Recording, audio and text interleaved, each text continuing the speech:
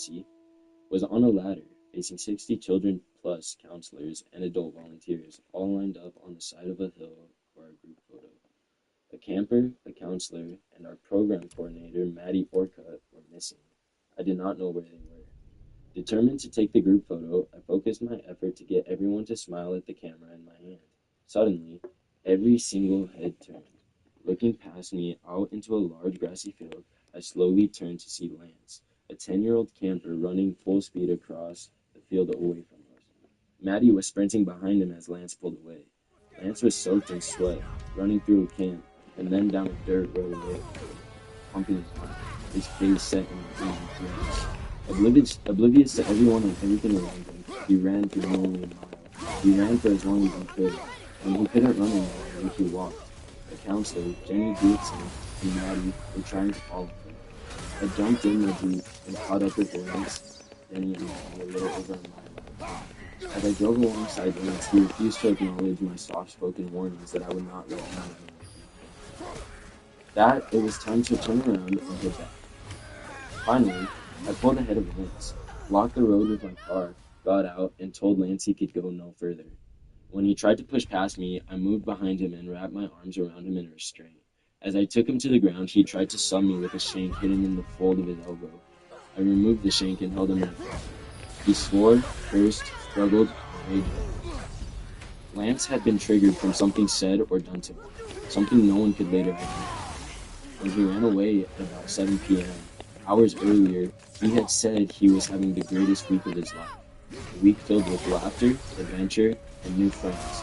And yet, white-hot anger now compelled him down the dirt road as he struggled to deal with complex emotions in the last night of camp. I would later find out he had intended to run back to his foster home in Stockton, California, which is 250 miles from Arroyo Grande, so he could try to find his mother. She had lost her parental rights some years earlier because of domestic violence and abuse. As I held Lance on the side of the dirt road with the setting sun in the distance, sitting directly behind the microphone, straight on his arms into his sides, the 10-year-old boy continued to rage. He threatened to kill me, screaming epithets. You find its weak point. I don't know what epithets means. I'm sure it means We can use it against them.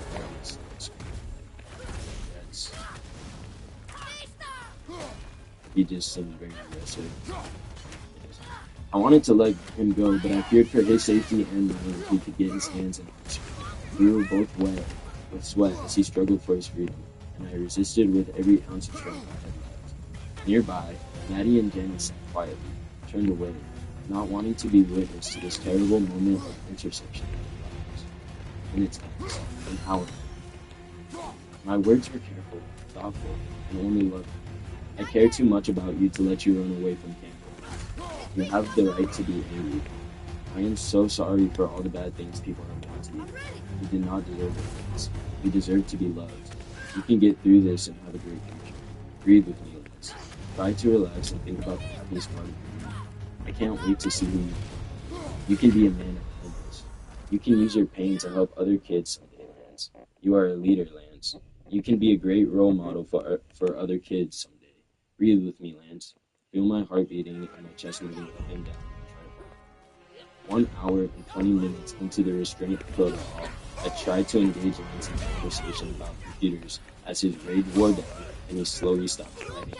My arms wrapped around him as we sat on the side of the road. Another staff member named Peggy joined me on the side of the road. First, Peggy and I talked to each other, intentionally ignoring Lance. We talked about the camp slideshow that night. We talked about how much we liked computers and what a great slideshow we were going to have that night with all the kids if we had the time to get it done. Then we began to engage him. Peggy asked, "Do you have a computer, Lance?" Quietly he said, "Yes." I saw my reply. "Lance, I really need to finish the slideshow for the week so we can all see the entire week of camp and celebrate.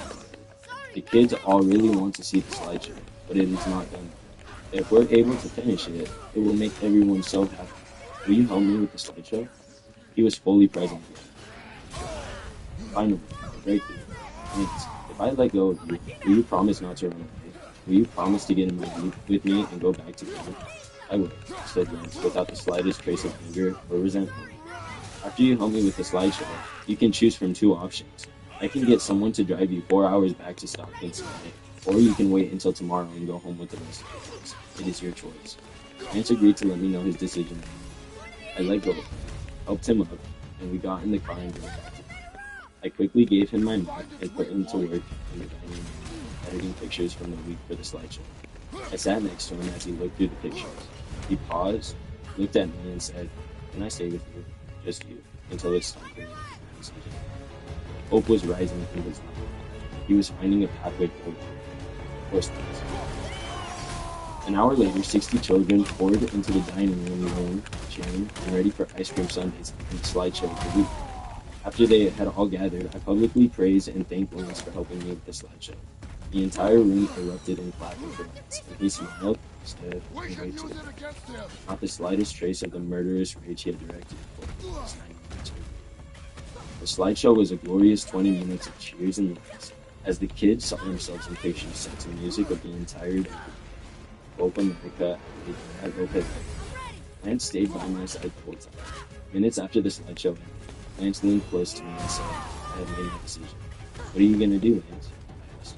"I want to stay at camp tonight and go home tomorrow with everything else." He paused. "And I have one other question."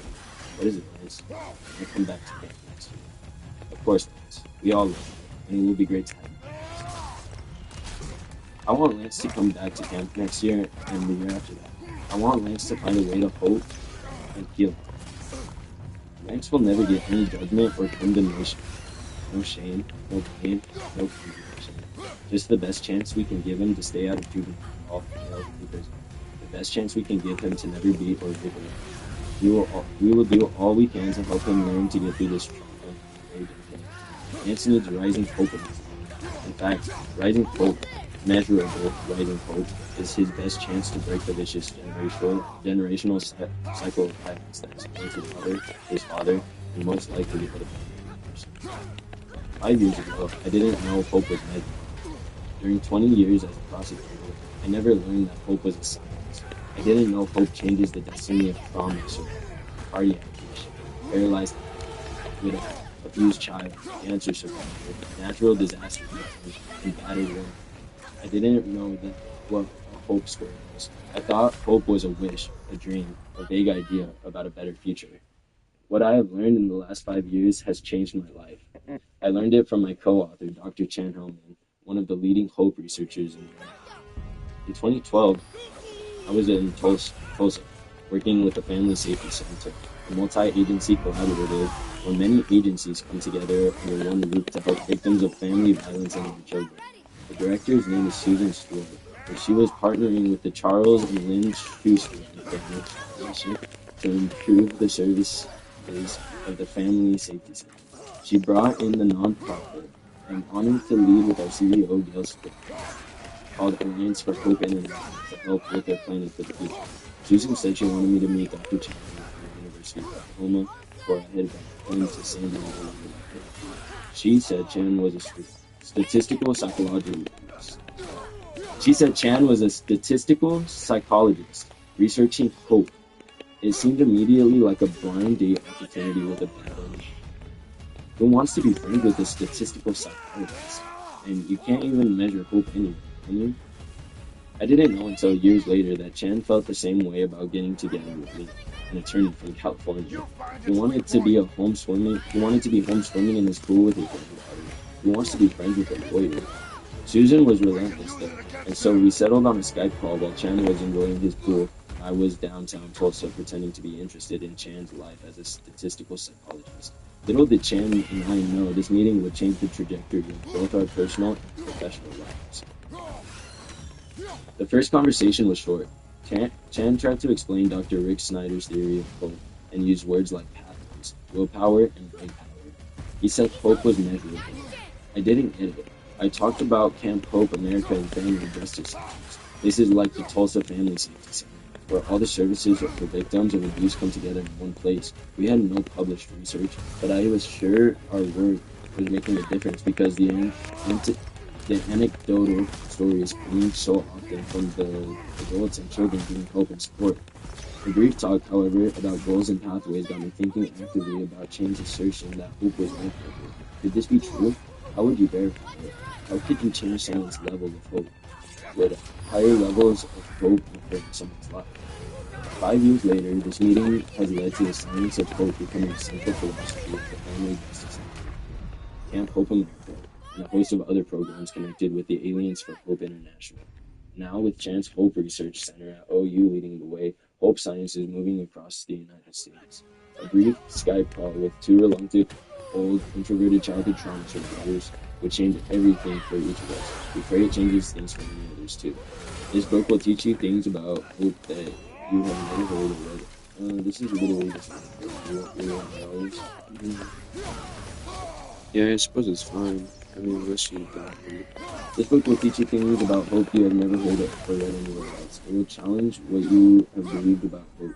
It will change the way you talk about it. It is not a wrong book, but it is backed by evidence of research, some of which are referenced done in the last 20 years by growing number of hope researchers. It is not just our opinion or personal belief. I started out as a theory. It started out with a theory with a researcher and a psychologist, Dr. C.R. Rick Snyder at the University of Kansas 20 years ago. I've been doing pretty decent in studies for It moved further with the work of Dr. Shane D. Lopez, who studied under Rick Snyder and later became a senior research scientist at Plato. The findings about hope are amazingly consistent from study to study, and they have given us a message to the world. Hope is not just an idea. Hope is not simply an emotion. It is far more than a feeling. It is not a wish or even an expectation. Hope is about goals, willpower, and a person with high hope has goals, the motivation to pursue them, and the determination to overcome obstacles and find to achieve them. Hope is a science with identifiable, measurable evidence. It is immeasurable and it is valuable. You can give your level of hope, goals, willpower, and pathways, and life a score, and measure it all in other things as well. Then you can increase your hope score by intentional strategies. Rising hope is predictive of short-term and long-term positive outcomes in people's lives. If you apply the science of hope to your life, it will change you. If you embrace the language of hope, you will talk differently, act more intentionally, and live your life with a greater purpose than you ever have before. Our personal goal should be to act in ways that increase our own hope scores. Our relational goal should be to increase hope scores in the lives of those we love. Our professional goal as employers should be to increase the hope scores of our employees. Our goals in serving the poor, the homeless, the traumatized, combat veterans, the mentally ill, and the victimized should be to increase hope in their lives. If we are not increasing hope, what are we doing? What if we change our own hope levels and then start increasing hope in the lives of those we serve, work with, and love? What might the world look like? Social service organizations, crime and civil justice systems, medical facilities, educational institutions, places of worship, the military, business across America need the message of hope described in this book. We should be measuring hope and then working to increase it. Once we increase our own hope, we can start to increase the hope of those around us. We should be creating it in governments and non-government programs. Nonprofit organizations getting funded from the local, state, or federal government should be measuring whether they are producing hope as an intended. Philanthropists, private foundations, and donors should be investing in the organizations that can prove they are hope givers. We should all be about rising hope, but often we are not. Why? Many don't know about this. Many others are willing to work for it. We need to make the decision to learn about it, and then we need to be willing to do the work to get our hope in our lives. With nearly 2,000 published studies, it is no longer just a theory. It must be called what is science. Shannon has now published a host of peer-reviewed studies on the theory's work at the University of Oklahoma and is involved in more than 75 other current hope studies. Hope is real. Our careers and our work in writing this book have been heavily informed by the work of Dr. Rick Snyder and Dr. Shane Lopez at the University of Kansas. We will talk more about their work later. Books like Ghosts from the Nursery and Sacred Stick by Robin R. Anderson talking about trauma and its relation to family are important contributors to our research and when we think about what damages hope in people's lives. Dr. Vincent, oh my gosh, we're just recognizing people. There's good references and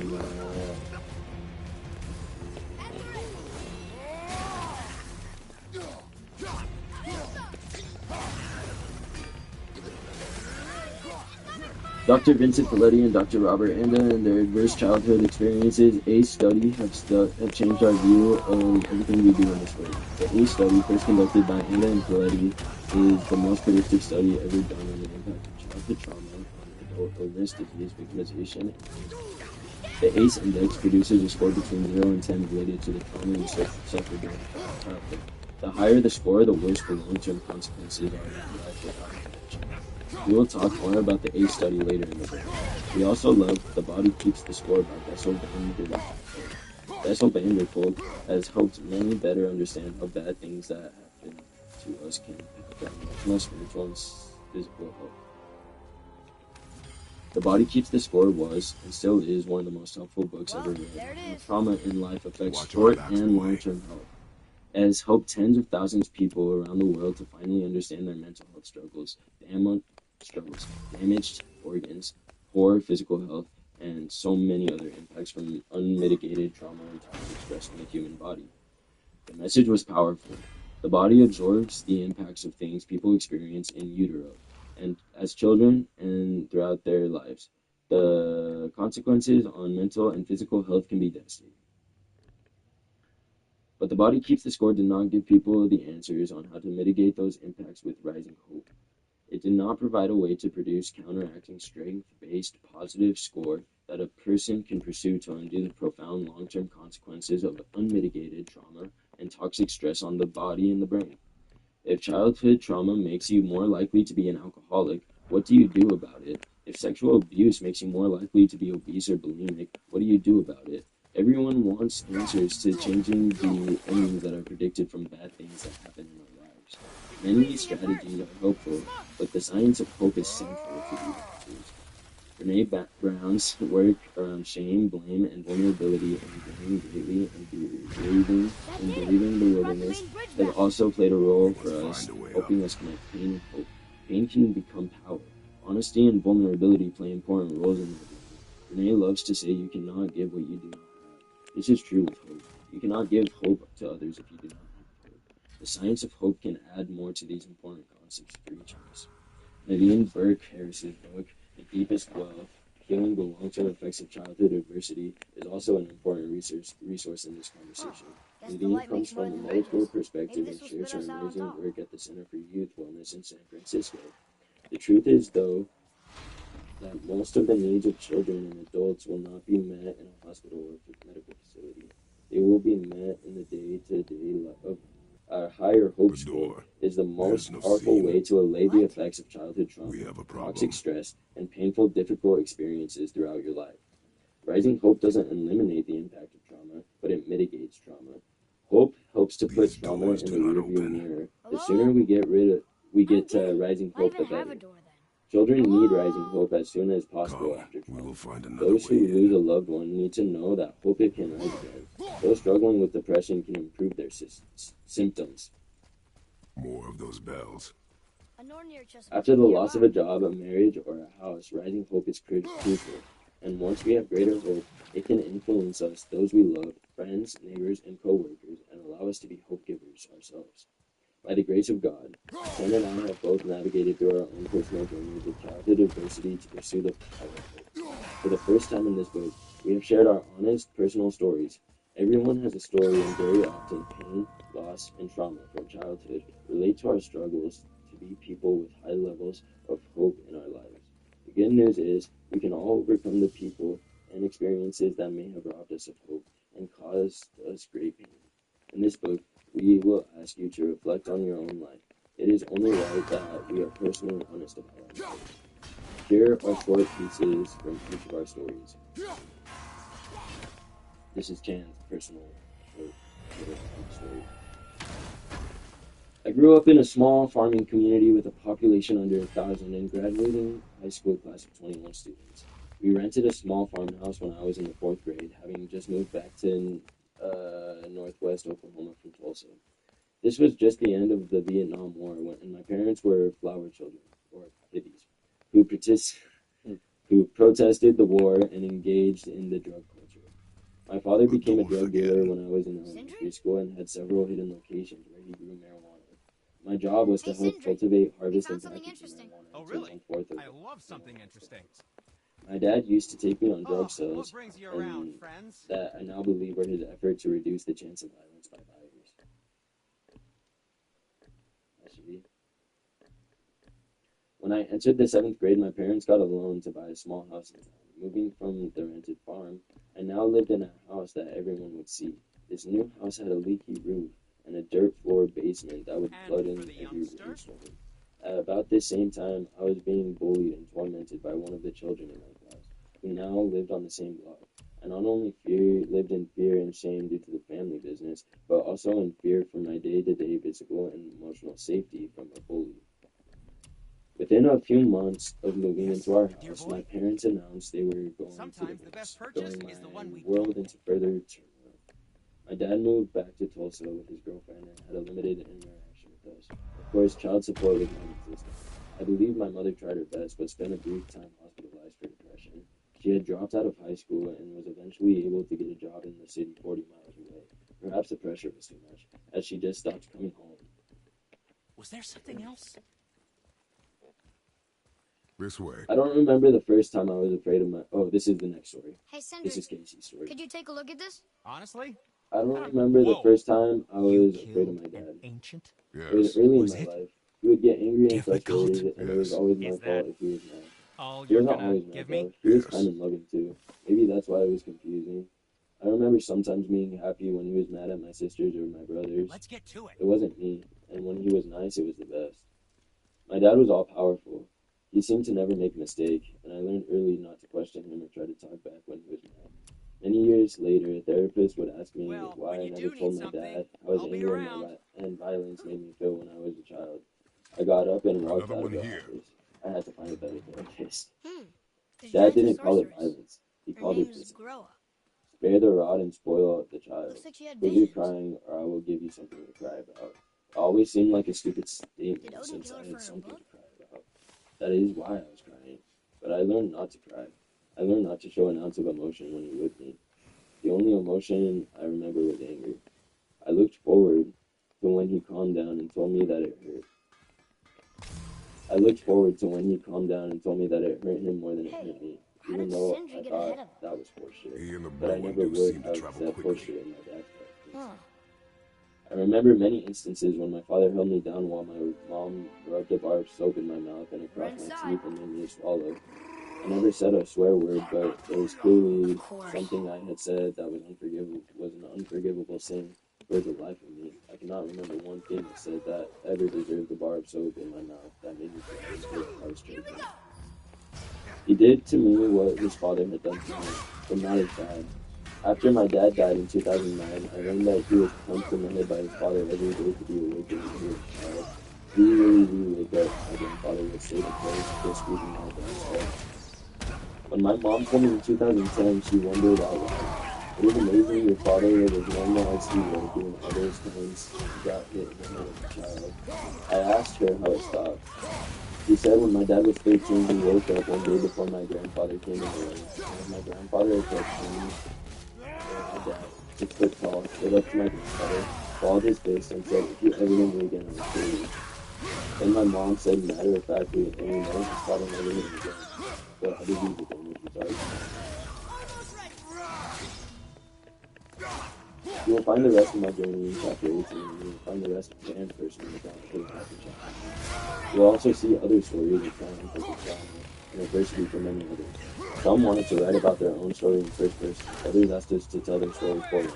We have written this book together.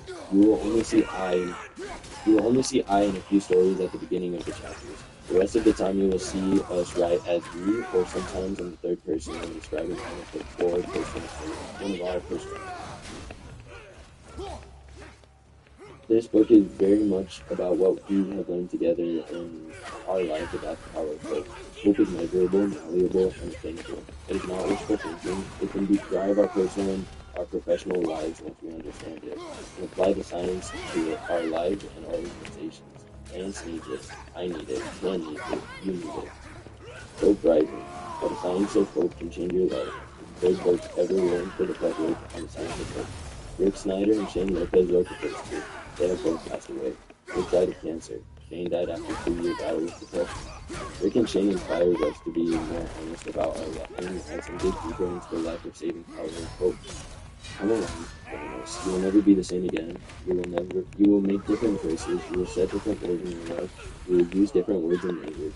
You will find powers you never imagined possible. If you are willing to do the work, once you achieve high hope, you will be able to help others achieve it as well. Hope is measurable. Hope is malleable. Hope changes the world.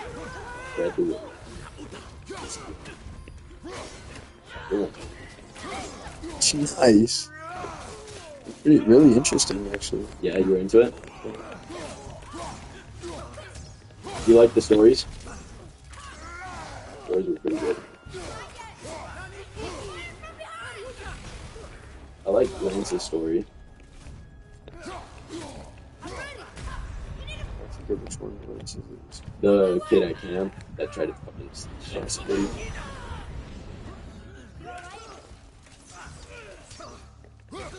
And then, like, as soon as he, like, had a little bit of hope that, like, things were gonna be okay, like, he turned it. He went from a murderous, like, person to, like, the most, like, grateful and loving person, you know? Yeah. We all need hope.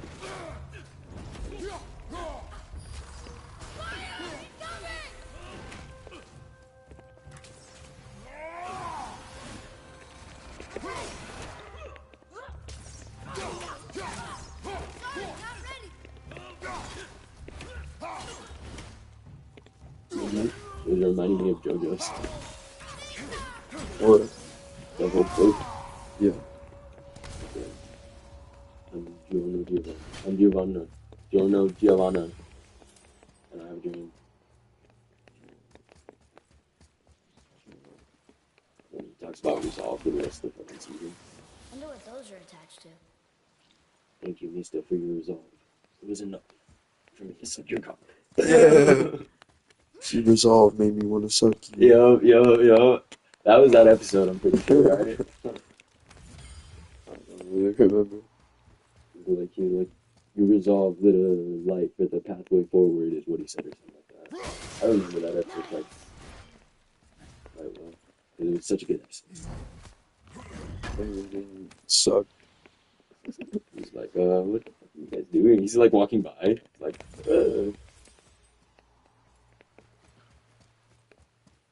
and then it never gets brought up again. Yeah. Bro died knowing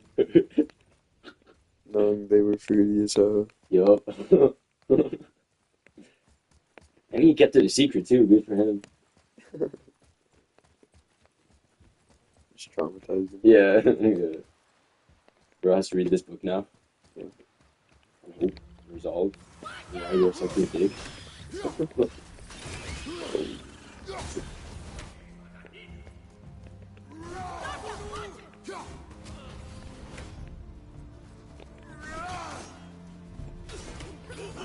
This guy hard. I don't know. Whoa. Whoa. Oh my god, they're everywhere.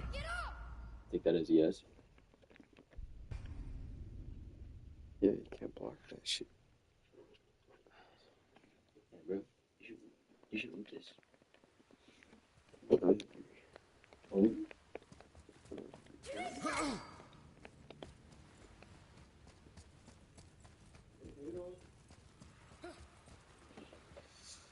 Noodles.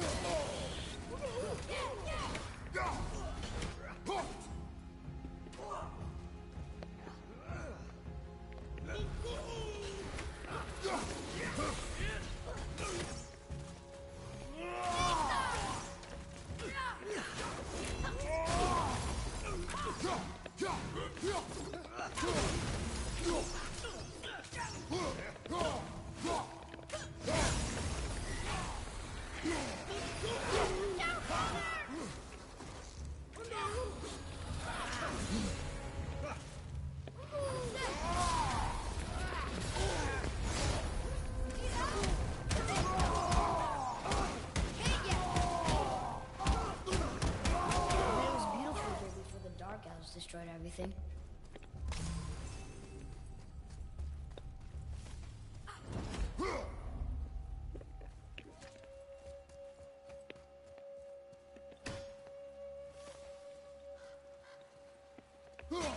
Whoa!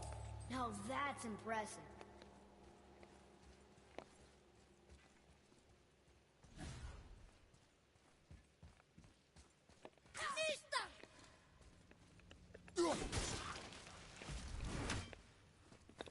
From darkness, keep safe the light.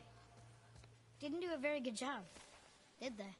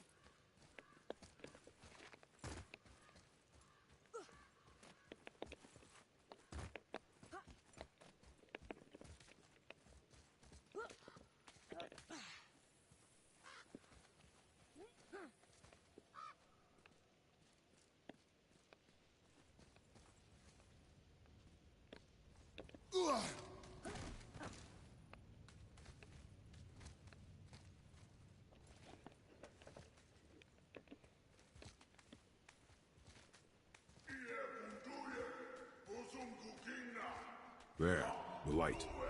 They've covered it up with that stuff. Why would they do that?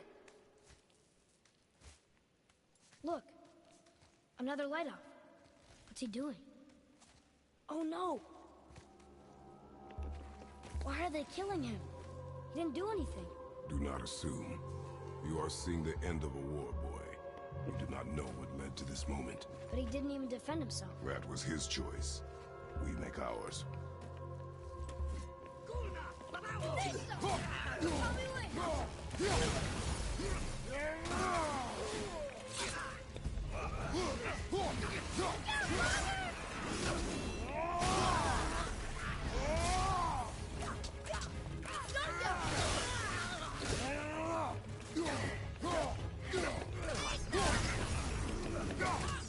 I'm not ready.